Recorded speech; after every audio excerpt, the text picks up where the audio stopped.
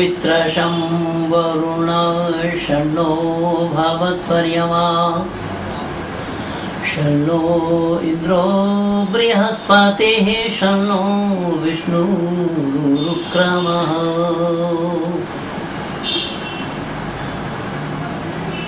आज समग्र विश्व के आंगन में मानव कहलाने वालों के द्वारा एक भयावह स्थिति मानव समाज में पैदा किया गया है। हैरानी की बात यह है कि एक तरफ तो हम अपने को मानव कहलाते हैं और मानव हमारा नाम क्यों पड़ा इस पर किसी का भी ध्यान नहीं, ख्याल नहीं, और इस पर न तो विचार किया जा रहा है और न ही चिंतन कर रहे हैं। क्योंकि अगर इन बातों पर यानी मानव शब्द पर, इंसानियत शब्द पर या इंसान शब्द पर अगर लोग विचार करते होते, चिंतन और मनन करते होते, तो धरती पर आज जो मानव समाज के या मानवों के खून से धरती रंगी हुई है ये न हुई होती। और विशेष करके कुछ लोगों की वृत्ति ऐसी भी बन चुकी है कि वो चाहते हैं कि मानव समाज को किस तरीके से एक दूसरे के खून के प्यासे बना दिए जाए। और इसमें विशेष करके जो भारत का आधा हिस्सा पाकिस्तान के नाम से बना है या बनाया गया है या बनने दिया गया है, और भारत का हिस्सा तो हुआ इसी जाति के नाम से, संप्रदाय के नाम से, लेकिन आज वही पाकिस्तान यह मानिए तो भारत के गले की हड्डी बन चुकी है। पाकिस्तान में बैठे बैठे लोगों का निशाना कि किस तरीके से भारत जैसा देश को तबाह और बर्बाद किया जाए, पर वो इन बातों को सोचने के लिए तैयार नहीं और ना यह समझदारी उनमें है कि भारत को आप बर्बाद करोगे वो तो बाद की बात है, लेकिन जो इस्लामी देश बर्बाद हो रहे हैं कम से कम उन्हें तो संभाल लिए होते। अब गद्दाफी को देखा है दुनिया वालों ने को कुत्तों के मौत मरा बेचारे ने। उससे पहले सद्दाम का क्या हुआ?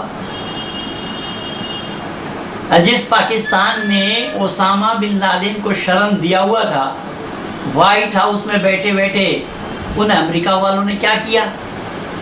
तो जो खुद अपने को नहीं बचा पा रहे हैं और भारत को बर्बाद करने के लिए, हिंदुस्तान को इस्लामीकरण करने के लिए, हिंदुस्तान में पंडितों को विशेष करके जाहिद हमीद करके आएंगे।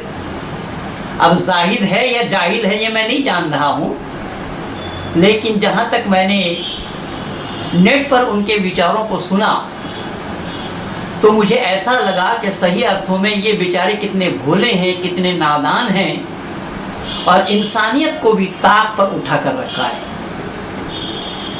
इंसान शब्द बना है उनसियत से, और इंसान अगर आप उर्दू में लेंगे तो भी आप देखेंगे इंसा और ना। इंसा के माने ऐसा और ना के माने नहीं। क्या नहीं?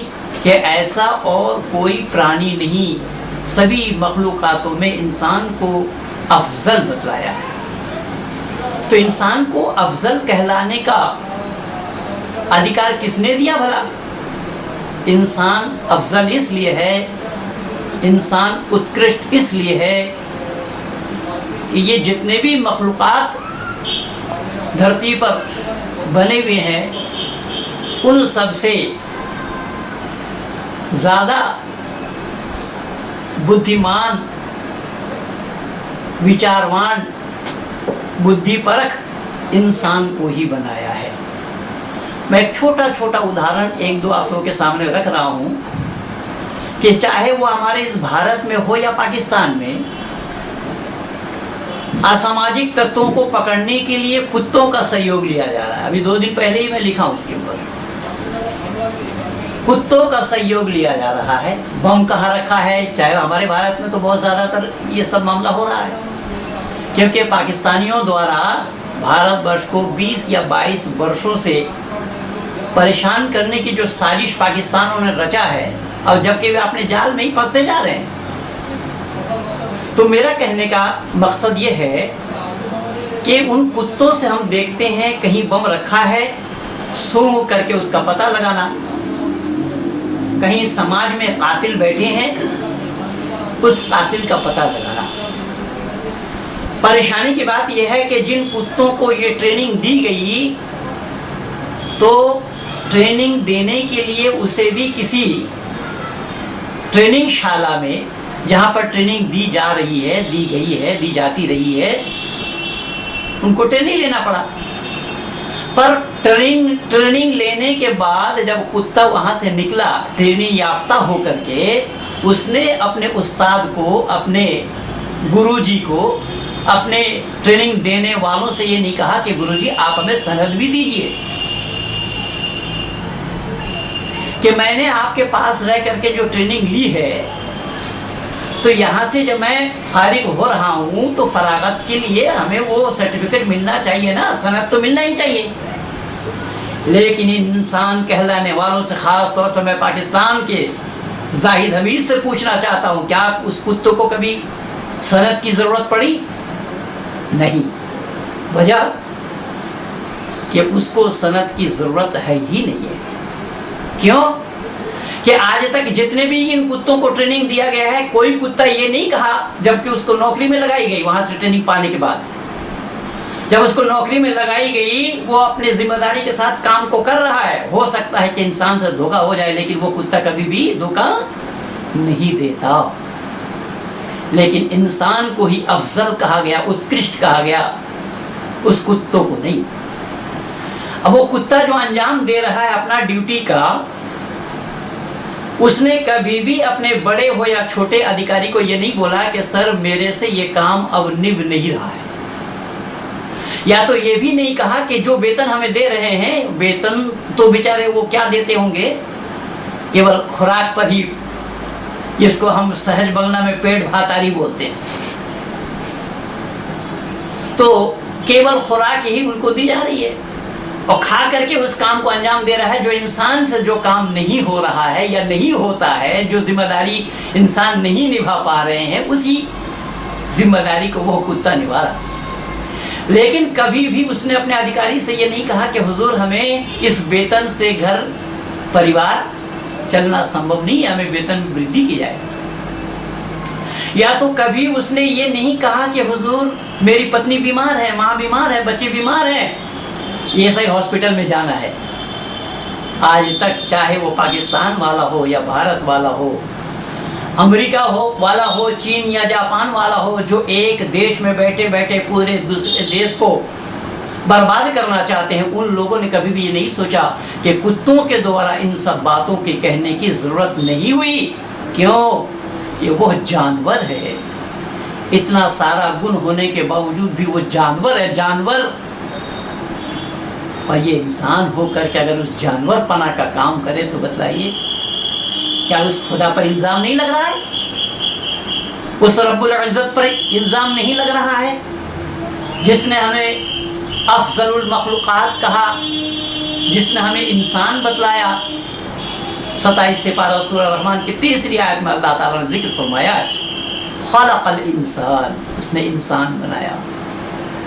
क्या अल्लाह ने इंसान इसलिए बनाया क्या इंसान तू जा धरती पर, तुझे मैंने अक्ल सलीम अता फरमाया, लेकिन अपने अक्ल पे ताला डाल देना, क्या इसलिए इंसान बनाया गया? नहीं, इंसान के साथ जिम्मेदारी है। कौन जिम्मेदारी? अभी अभी मैंने आप लोगों से निवेदन किया और बतलाया कि कुत्तों के साथ यह परेशानी नहीं जो परेशानी इंसान के साथ है। इंसान के साथ क्या परेशानी है?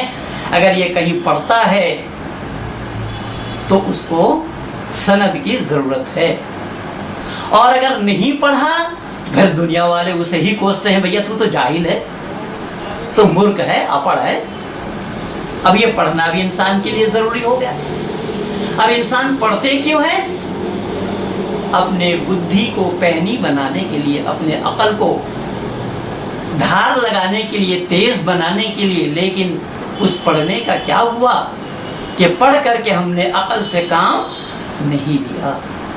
अफसोस कि उस रब्बुल इज़्ज़त ने जिन मखलूक़ात में से सबसे अफजल मखलूक़ात इस इंसान को बनाया, वो इंसान होकर के उसका बयानबाजी क्या है? इंसान को तबाह करने की, देश को तबाह करने की, मानव समाज के अंदर में वैमनस्यता पैदा करने की, मानव समाज में फूट डालने का और हवाला दिया जा रहा है अल्लाह और आकाए नामदार हज़रत अहमद मुस्तफ़ा मुहम्मद मुस्तफ़ा सल्लल्लाहु अलैहि वसल्लम की। मैं गुजारिश करता हूँ विश्व के आंगन में इंसान कहलाने वालों से, और ख़ास करके मैं भाई जावेद हमीद से ही पूछना चाहता हूँ कि अगर आपका मंशा ये है, आप ये कह रहे हैं, आप ख़ास तौर से भारत के पंडितों को कह रहे हैं, मैं उन पंडितों में ही आता हूँ, इसलिए आपको मैं दो टुक में जवाब देना अपना फ़र्ज़ समझा, कर्तव्य समझा। आपने भारत के पंडितों को ललकारने का प्रयास किया है। शायद आपको ये पता ही नहीं है कि पंडित होता क्या होना है, पंडित किसको कहा गया है। ना आप जानते हैं, ना आपके पूर्वज जानते हैं, ना आपके पढ़ाने वाले उस्ताद जानते हैं, ना उनके उस्ताद को मालूम था, और ना ही जिनका नाम आप ले रहे हैं आकाए नामदार हज़रत अहमद मुस्तफ़ा मुहम्मद मुस्तफ़ा सल्लल्लाहु अलैहि वसल्लम को पता था। वो भी नहीं जानते थे। क्यों? कि मैं नहीं कह रहा हूँ, कुरान साक्षी है। वक़ालल उम्मियून ला यअलमूनल किताब, कि वो बेचारे लिखने पढ़ने से ही अलग थे, जिनके पास लिखने पढ़ने की कोई क्षमता नहीं थी, जो लिखना पढ़ना जानते नहीं थे, उम्मी कहा गया। एक दो जगह नहीं, कुरान में और जगह भी है। अब दुनिया में देखा जाए तो सही अर्थों में अधिनायक समाज के वही बनते हैं जो पढ़े लिखे होते हैं। अब जिस समाज के अधिनायक के पास लिखने पढ़ने का कोई सरोकार न हो भला, तो वो क्या जानेंगे कि पंडित तो होता कौन है। पंडित कहा जाता है विद्वान को, पंडित कहा जाता है जानकार को, पंडित कहा जाता है जो इल्म को जानता है। इल्म क्या है? उस इल्म को जानना यह इंसान मात्र के लिए फ़र्ज़ है। लेकिन आपने जिस हुजूर का नाम लिया और आप लोगों की जो मान्यता है, वो इल्म आप लोगों के लिए है, दुनिया के मानव मात्र के लिए नहीं है। इसीलिए हदीस में आया है, तलबुल इल्म फरीज़तुन अला कुल्लि मुस्लिमिन वल मुस्लिमा। अगर इल्म का ढूंढना फ़र्ज़ है, इल्म का तलब करना फ़र्ज़ है तमाम मुसलमान मर्द और औरत के लिए, तो क्या बाकी दुनिया के लोग जाहिल रहेंगे, अनपढ़ रहेंगे, अपढ़ रहेंगे? इसका मतलब ये हुआ कि यह इल्म ही एक वर्ग विशेष के लिए है, संप्रदाय विशेष के लिए है। लेकिन आपने जो इसमें कहा अपने वक्तव्य में, उसे सुन करके ही मैं ये जवाब देना उचित समझा। अपना फ़र्ज़ को निभा रहा हूँ मैं कि सही अर्थों में इंसानियत का पाठ क्या है वो मैं आप तक पहुँचाने के लिए बोलने लगा। अगर आप ये चाहते हैं कि भारत के सभी पंडित वर्ग इस्लाम कबूल कर लें, इस्लाम स्वीकार कर लें, तो मेरे हुजूर आपको यह पता होना चाहिए कि इस्लाम कबूल आप औरों से करवा रहे हैं, भारत के पंडितों से करवा रहे हैं, भारत के गैर मुस्लिमों से करवा रहे हैं। मैं आपसे पूछना चाहता हूँ कि इस्लाम का जन्म हुआ कब? हुजूर सल्लल्लाहु अलैहि वसल्लम से पहले इस्लाम का मानने वाला कौन था? चलो छोड़ो, मैं इसको भी छोड़ता हूँ। मैं आपसे एक सवाल और पूछना चाहता हूँ कि जाहिर साहब आप ज़रा बराए मेहरबानी ये बताएं कि हुजूर सल्लल्लाहु अलैहि वसल्लम जब अपने माँ आमिना के गोद में थे, उनके पिता अब्दुल्ला चल बसे थे। अब्दुल्ला क्या थे? मुस्लिम थे और नॉन मुस्लिम? आप कुरान से हवाला दीजिए, किसी हदीस का हवाला दीजिए, फिर मैं जानूं कि हाँ उनके अब्बा हुजूर भी इस्लाम के मानने वाले थे। तो सच्चाई का पता आपको नहीं है, ना तो आप कुरान को जानते हैं और ना कुरान को समझते हैं। यह कुरान के नाम से केवल और केवल मानव समाज के अंदर में खलबली पैदा करने के लिए आपने एक बयानबाजी किया है। यह अल्लाह का उद्देश्य कभी भी नहीं हो सकता। अल्लाह का मकसद ये नहीं हो सकता है कि दुनिया में आपस में मानव कहला करके खून रेजी करे। रही बात, अगर आप कहेंगे कि साहब कुरान के 6666 आयतों में से अनेक आयतें हैं जहाँ पर गैर मुस्लिमों को मारो काटो लूटो पीटो की बातें हैं, इस्लाम को कबूल करवाने की बातें हैं, तो फिर मैं आपसे ये पूछता हूँ कि इस्लाम जब हुजूर सल्लल्लाहु अलैहि वसल्लम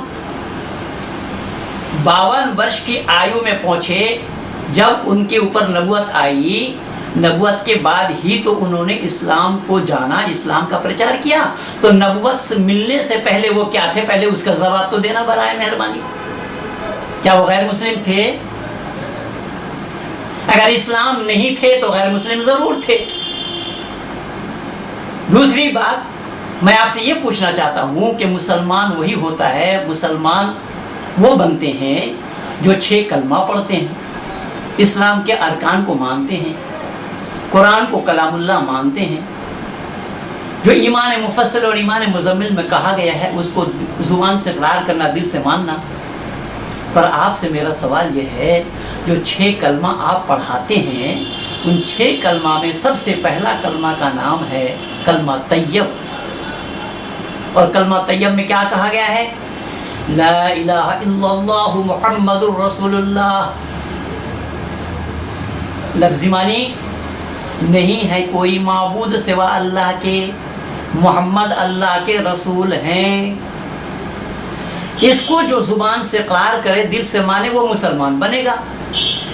फिर मैं आपसे यह पूछता हूँ जाहिद साहब, जरा बराए मेहरबानी ये बताएं कि यह कलमा हुजूर सल्लल्लाहु अलैहि वसल्लम ने पढ़ी थी या नहीं?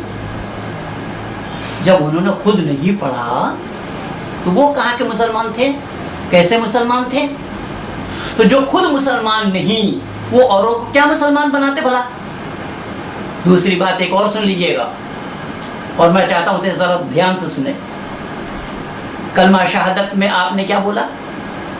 कलमा शहादत में आपने कहा, शहादत के माने है गवाही देना, जो दूसरा कलमा है उसमें आपने कहा अशहदु अल्ला इलाहा इल्लल्लाहु वहदहु ला शरीका लह व अशहदु अन्न मुहम्मदन अब्दुहु व रसूलुहु।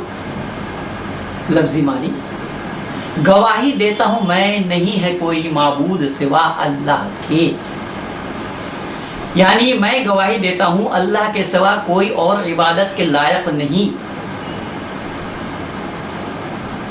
ये पहला जुमला है। दूसरा जुमला में आपने क्या बोला?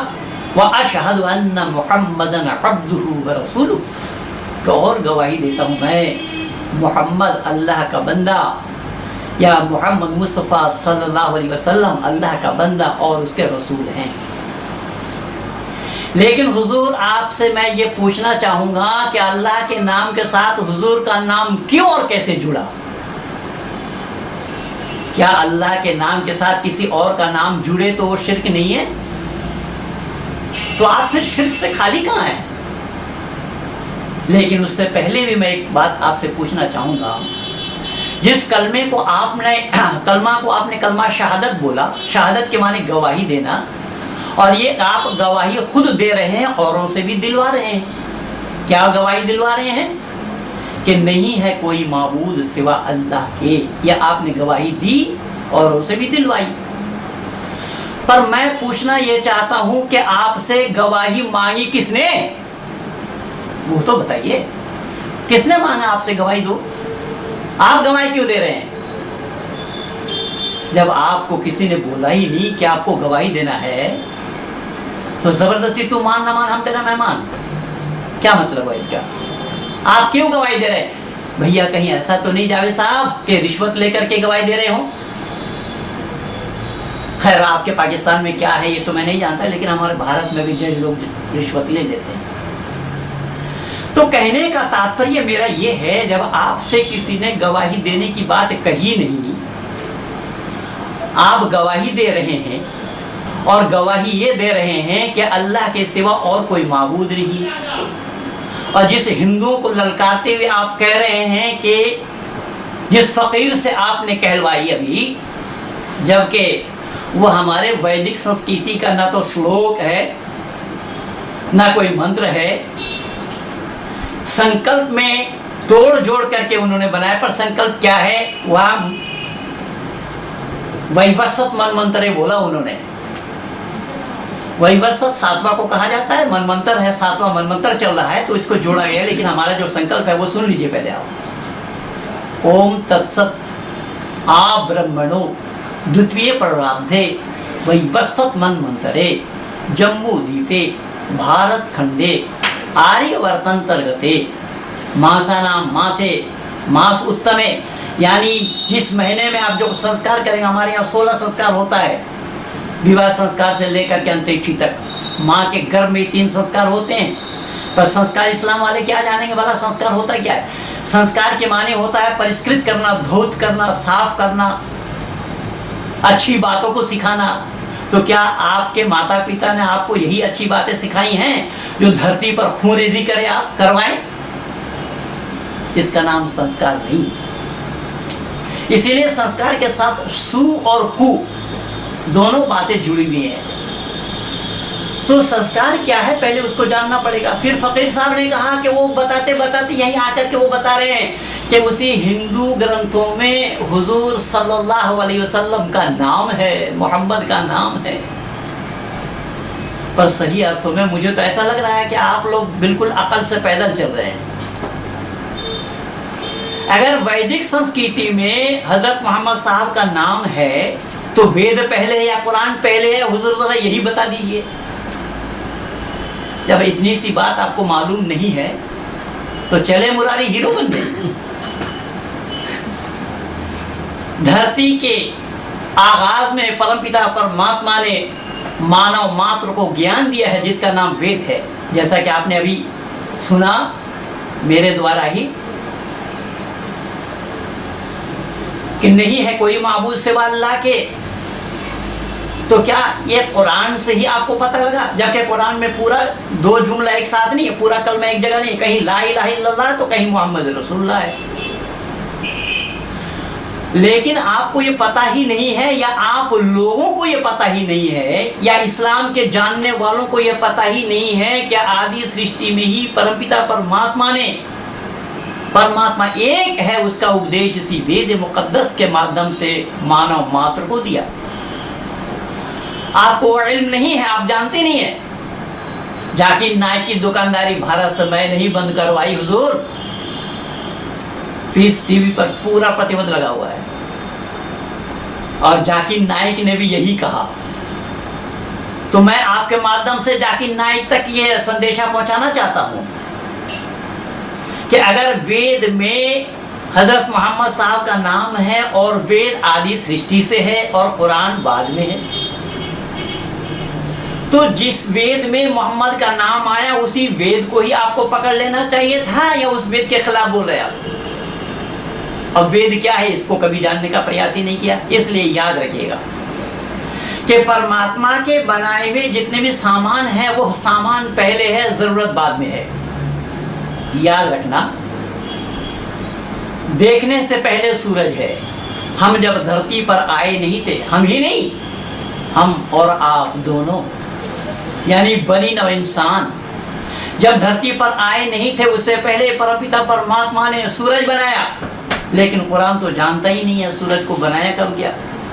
वलक़द ख़लक़नस समावाति वल अर्ज़ फ़ी सित्तति अय्यामिन सुम्मा इस्तवा अलल अर्शि युदब्बिरुल अम्र युफ़स्सिरुल आयात।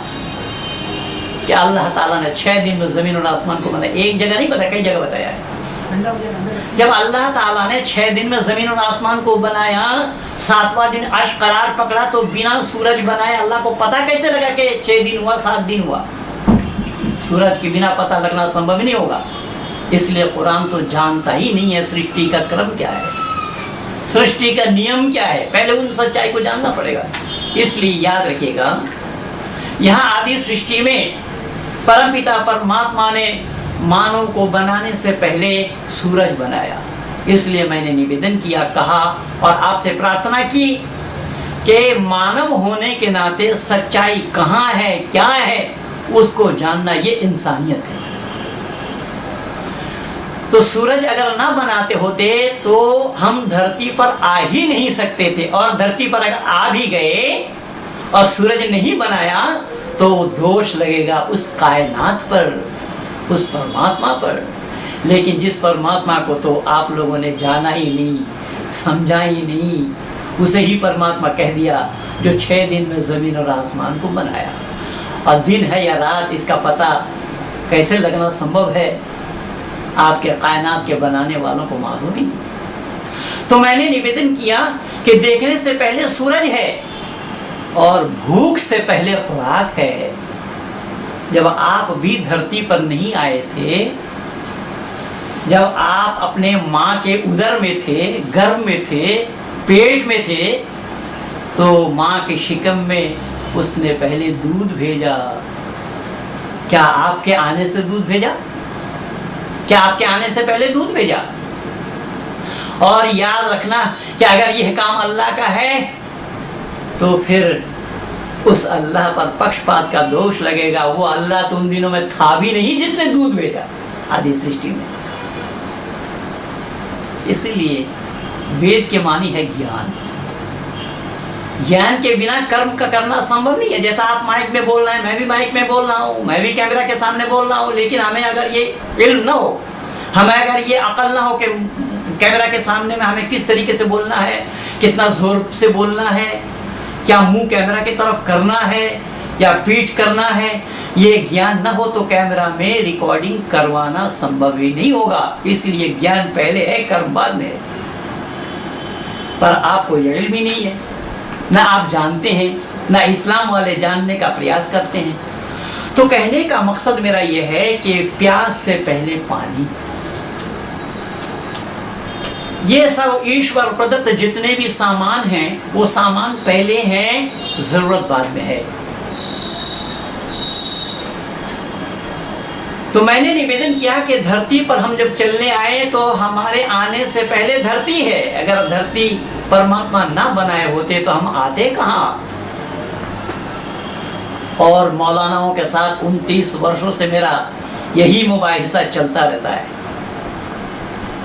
आपने जरूर देखा होगा यूट्यूब में अब्दुल्ला तारिक साहब से या तारिक मुर्तजा से, एक ने तो यहां तक कह दिया मेरा सवाल सुन करके कि अल्लाह ने सूरज को बनाए बिना अल्लाह को पता कैसे लगा?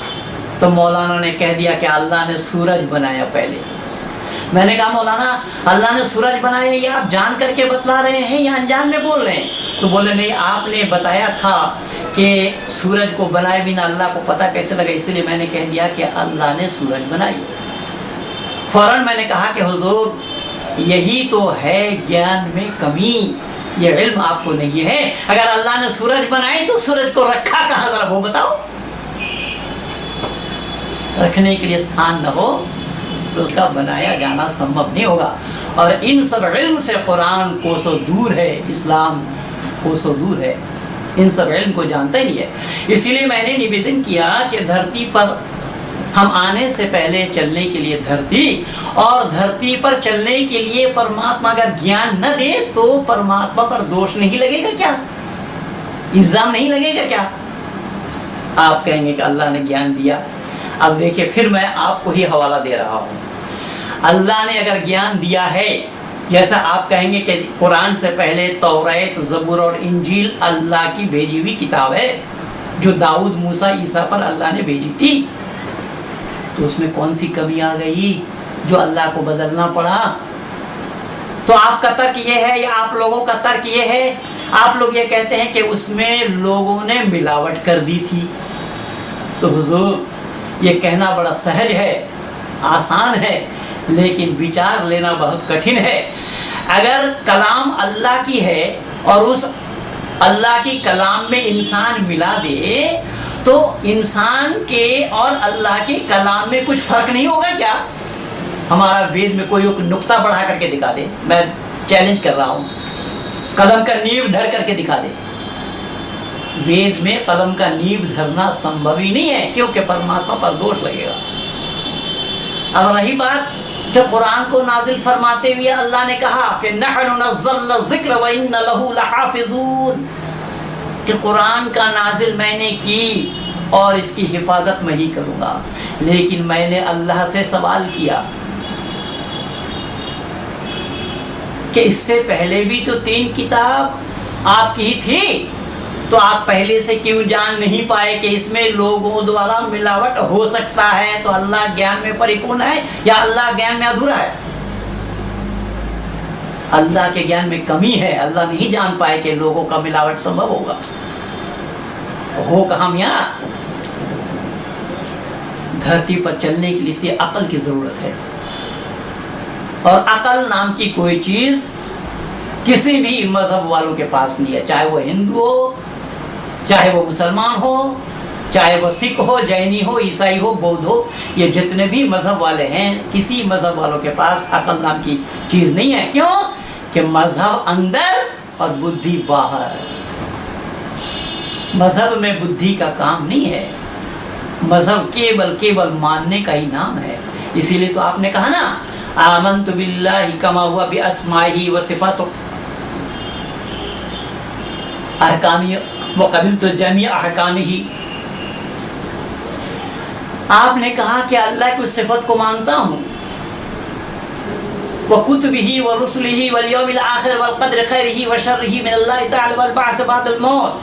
जो ईमान मुफस्सिल और ईमान मुज़म्मिल दोनों में आपने यही कही है कि ईमान लाता मैं अल्लाह पर, मलाइका माने फरिश्तों पर, वो कुतुब और उनकी किताबों पर। अब जब उन किताबों को छांट दिया गया, उन किताबों को मनसूख कर दी गई, उन किताबों को हटा दिया गया, फिर उस पर ईमान लाना क्यों? ये क्या बात है?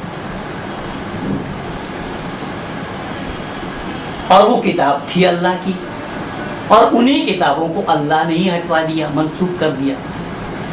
तो हुजूर आप ये फरमाएं कि अल्लाह के दिए हुए ज्ञान में अगर इंसान मिला देगा तो इंसान का ज्ञान अल्लाह के बराबर का होना संभव होगा क्या? पहली बात। दूसरी बात, अल्लाह को जानकारी भी नहीं मिल पाई। लेकिन हुजूर आपको ये मालूम ही नहीं है, आदि सृष्टि से ही मानव मात्र के लिए धर्म है जो उन कुत्तों के लिए नहीं था, नहीं है जिन कुत्तों से मैंने शुरू की थी बात अपनी। उन कुत्तों के लिए धर्म नहीं है, धर्म केवल और केवल इंसान के लिए है, मानव के लिए है। वह आपके लिए और हमारे लिए धर्म अलग नहीं है। आप कहेंगे कैसा? तो एक फिर मैं आपसे सवाल पूछता हूँ कि आपके लिए और हमारे लिए धर्म अलग क्यों और कैसा हो सकता है भला? आप अपनी माँ को माँ कहते हैं क्या? नहीं। लेकिन हमारे हिंदू कहलाने वालों ने या पंडित कहलाने वाले अपने माँ को तो साली किसी ने नहीं बोला। माँ को हर कोई माँ ही कहता है, और ये माँ को माँ कहना ही धर्म है हुजूर। कुत्तों को मालूम नहीं, कुत्तों को ये पता नहीं, किसी भी जानवरों को ये इल्म नहीं है। कोई जानवर नहीं जान सकता, उनके लिए धर्म है नहीं है, धर्म इंसान के लिए है। और वो इंसान धर्म को बिना जाने मजहबी दुकानदार बन करके, मजहबी चौकीदार बन करके, जिसके अंदर में कुत्तों जैसी आदतें काटने और भोंकने की जो आ गई हैं, यह मानवता पर कुठाराघात करने वाली आदतें हैं। इसलिए सही अर्थों में इंसान कहला करके ही मानव समाज में अपना परिचय दीजिए और दिलवाइए। और यह हवाला मैं कुरान से ही दे रहा हूँ। फिर खलक़ल इंसान कहा अल्लाह ने, उसने इंसान बनाया। तो इंसान जब अल्लाह ने बनाया तो इंसान तो एक कर्तव्य परायण का नाम है, एक फर्ज निभाने वाले का नाम इंसान है। अब इंसान बन करके जो अपने माँ के साथ पत्नी जैसे व्यवहार करे, अपने अहलिया जैसे व्यवहार करे, तो बतलाइए क्या मुस्लिम समाज में उसको इंसान कहेगा कोई, या हिंदू समाज में कहेगा कोई? पंडित कह सकता है कि हाँ वो इंसान कहलाने लायक है? बस इसी का नाम इंसानियत है, और इसी इंसानियत को आप सब लोगों ने तिलांजलि दिया हुआ है, जिसका प्रचार आदि सृष्टि से वेद मुकद्दस में परम पिता परमात्मा ने बताया है मनुष्य मात्र को। ये मत समझिएगा कि वेद केवल पंडितों का है। पंडित के माने होता जानकार। इसलिए वेद में किसी वर्ग विशेष का नाम नहीं, कोई संप्रदाय विशेष का नाम नहीं, किसी जाति का नाम नहीं है, किसी मुल्क का नाम नहीं है। अगर मुल्क का नाम हो तो परमात्मा पर पक्षपात का दोष लगेगा, जो दोष कुरान पर लगा हुआ है। इसलिए अल्लाह ने एक दो जगह नहीं 4 बार कहा, इन्ना अंज़लनाहु कुरआनन अरबिय्यन लअल्लकुम ताक़िलून। सूरह यूसुफ के अंदर में देख लीजिएगा, अल्लाह ने जिक्र फरमाया कुरान को मैंने नाजिल किया अरब वालों के लिए। अगर अरब वालों के लिए है तो आप पाकिस्तान वाले उसके पीछे माथापच्ची क्यों कर रहे हैं भाई? मैं नहीं कह रहा, कुरान कह रहा है कि अरब वालों के लिए है। तो ये सब पक्षपात का दोष लगेगा। इसीलिए वेद में यथेवं वाचम कल्याणी मा वदानि जनेभ्य, यह कल्याणी वाणी मानव मात्र के कल्याण के लिए है। ये केवल हिंदुओं का ही कल्याण नहीं करता, पंडितों का कल्याण नहीं करता। इसलिए जो फकीर साहब आपके ये सुना रहे थे, आप तो सुना नहीं पाए, उन फकीर को बिठा दिया। अब फकीर जो खुद मांगने वाला हो भला वो क्या जानेगा? इसलिए याद रखिएगा, अगर मोहम्मद का नाम वेद में आया है तो आपसे मैं यही विनती करूंगा कि जब कुरान से पहले वेद है तो जो उपदेश पहले आया है और वह बनी नौ इंसान के लिए आया है तो उसी को मान लेना चाहिए। लेकिन हुजूर जावेद साहब, हमीद साहब, फिर मैं आपको बता दूं कि वेद में मोहम्मद का नहीं, मोहम्मद का बाप का भी नाम नहीं है। कोई माई का लाल दिखा दे। ये जाकिर नाइक को मेरा चैलेंज दिया हुआ है, क्योंकि वेद में किसी व्यक्ति विशेष का नाम का होना परमात्मा पर दोष लगेगा, पक्षपात का आरोप लगेगा। अगर मेरा नाम है तो मेरे पिता कहेंगे परमात्मा से कि ऐ परमात्मा, हमसे कौन सी खता हो गई, हमें क्या कमी थी जो हमारा नाम ने बेटा का नाम दे दिया? पक्षपात का दोष लगेगा। इसीलिए वेद में किसी व्यक्ति विशेष का नाम की कोई भी गुंजाइश नहीं है। इन सब बातों को अगर आप जानकारी लेना चाहते हैं, जानना चाहते हैं, YouTube के माध्यम से मेरा तो अनेक सारा डाला हुआ है। और अगर आप ज़्यादा जानना चाहते हैं, सीखना और समझना चाहते हैं, तो भारत में आपका स्वागत है। महेंद्र पाल के स्कूल में भर्ती हो जाइए। कोई खर्चा मैं आपसे लूँगा नहीं, बिना खर्चे का ही मैं आपको जानकारी देता रहूँगा इंशाअल्लाह। जबकि ये भी मान्यता हमारा गलत है कि अल्लाह चाहे तो, अल्लाह चाहता नहीं, हमारे यहाँ अल्लाह की चाह नहीं होती, परमात्मा की चाह नहीं होती। परमात्मा अगर चाहने लगेंगे तो उसकी अनिच्छा भी ज़रूरी है। इसलिए चाह तो अल्लाह की है। तो आप अल्लाह पर अक़ीदा रखते हैं, ईमान रखते हैं, तो मैं इस छोटा सा संदेशा आपके लिए दे रहा हूँ। अगर आप सही अर्थों में इसको जानने और समझने का प्रयास करते हैं तो इन सब बातों पर अमल करते हुए अपने ज़िंदगी को मानव कहलाकर, मानव समाज के अंदर में जिन लोगों ने खाई पैदा किया है, उन खाई को आप मिटाने का प्रयास करें। और जो खाई बनाया है उसमें आप ये राबिश वगैरह, मिट्टी वगैरह डाल करके उसको भरने का प्रयास करें। इन्हीं शब्दों के साथ आप सब लोगों को बहुत बहुत धन्यवाद।